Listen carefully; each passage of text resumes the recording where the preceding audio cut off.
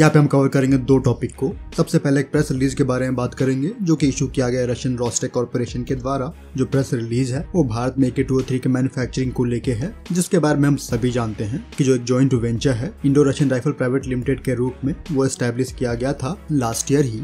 तो ये जो जॉइंट वेंचर है वो भारत में तकरीबन 6 लाख के अराउंड जो राइफल्स हैं, असोल्ट राइफल्स है, वो मैन्युफैक्चर करने वाली है। तो यहाँ पे प्रेस रिलीज इसीलिए है कि जो मैन्युफैक्चरिंग है वो शुरू कर दी गई है अमेठी में।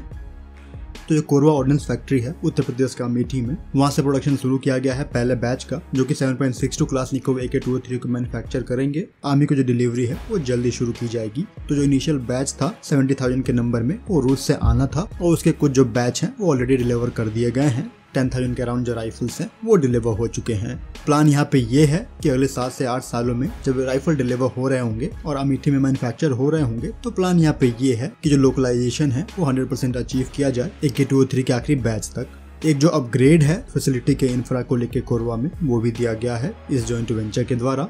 जो जॉइंट वेंचर का एस्टेब्लिशमेंट है वो भारत और मिनिस्ट्री ऑफ डिफेंस के DAP 2022 के अंदर आता है। भारत ऐसा पहला देश है जो कि AK-200 सीरीज को प्रोड्यूस कर रहा है। तो यहाँ पे AK-200 सीरीज में वो सारी क्षमताएं हैं जो कि ट्रेडिशनल AK स्कीम की हैं, जैसे कि रिलायबिलिटी हो गया, ड्यूरेबिलिटी हो गया, ईज ऑफ मेंटेनेंस हो गया। तो ये सारे जो फीचर्स एडवांटेज हैं बेस वाले AK के वो AK-200 सीरीज में ऑलरेडी है। और उसके साथ ही जो एडिशनल फीचर हैं वो भी यहाँ पे ऐड किए गए हैं, जैसे कि जो अर्गोनॉमिक्स है उसको इम्प्रूव कर दिया गया है AK-47 के कंपैरिजन में। यहाँ पे जो माउंटिंग्स है, हाईटेक इक्विपमेंट है, उन सब का आप इस्तेमाल कर पाओगे सेम रिलायबिलिटी के साथ। सो ये एक अच्छी शुरुआत हुई है जहाँ पे जो AK-203 की मैन्युफैक्चरिंग है वो शुरू कर दी गई है Indo Russian rifle private limited के द्वारा। प्लान यहाँ पे ये भी है कि एक बार जो प्रोडक्शन है और डिलीवरी है वो इंडियन इस्तेमाल के लिए कर दी जाती है, तो यहीं से जो एक्सपोर्ट है थर्ड कंट्री को वो की जाएगी।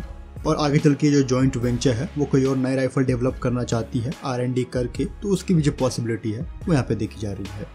AK-203 की बात करोगे तो ये गैस ऑपरेटेड राइफल है जिसमें जो रोटेटिंग बोल्ट है वो एम्प्लॉयड है। रेट ऑफ फायर की बात करोगे तो 700 राउंड पर मिनट फायर कर सकता है। वेट इसका 3.8 kg के अराउंड है और जो मजल वेलोसिटी रहेगी वो 715 मीटर पर सेकंड की रहेगी। इंडियन वेरिएंट में जो बट है वो फोल्डेड है, यही डिमांड की गई थी, जहाँ पर जो लेंथ रहेगी वो 769 mm की रहेगी। इफेक्टिव फायरिंग रेंज की बात करोगे तो 800 मीटर की दूरी पे जो इफेक्टिव फायरिंग है वो आपको दिखेगी और जो लेंथ रहेगी एक्सटेंडेड बट के साथ वो 930 mm के अराउंड रहेगी, जो कि लगभग 1 मीटर हो जाता है। फीड सिस्टम की बात करोगे तो वहाँ पे 30 राउंड रहेंगे, डिटैचेबल बॉक्स मैगजीन है।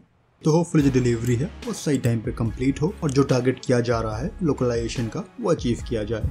यहीं पे हम बात करते हैं एक पोस्टर के बारे में जो कि DRDO द्वारा बनाया गया है, DRDL द्वारा।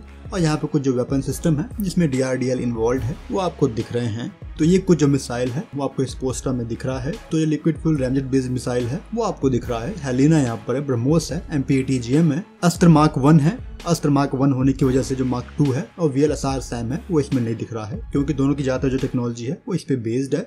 अगला आपको QR SAM दिख रहा है जिसका जो इंडक्शन है वो इस साल के मिड तक होगा। आकाश मार्क 1 है, MR SAM है और जो SFDR है ये कभी टेक्नोलॉजी है जाएगी अस्त्र मार्क 3 में, वो चीज आपको दिख रही है। जो रुद्रम 1 है NGARM वो यहाँ पर है, नाग है और जो Shaurya canister launch hypersonic surface to surface tactical missile है वो यहाँ पे आपको दिख रहा है, जो कि ऑलरेडी सर्विस में है। और यहीं पे जो आकाश NG है, आकाश का नेक्स्ट जनरेशन, वो है। जो नया एलिमेंट रहेगा वो HSTDV रहेगा, इनके हाइपरसोनिक टेक्नोलॉजी डेमोन्स्ट्रेटर व्हीकल, जो कि आपको एक बूस्टर के साथ दिख रहा है। यहाँ पे बूस्टर और जो मेन व्हीकल है दोनों पे आपको जो फिन है वो दिख रहे हैं। 4 के नंबर में व्हीकल पे फिन दिख रहा है और बूस्टर पे यहाँ पे जो 6 फिन है वो दिख रहे हैं।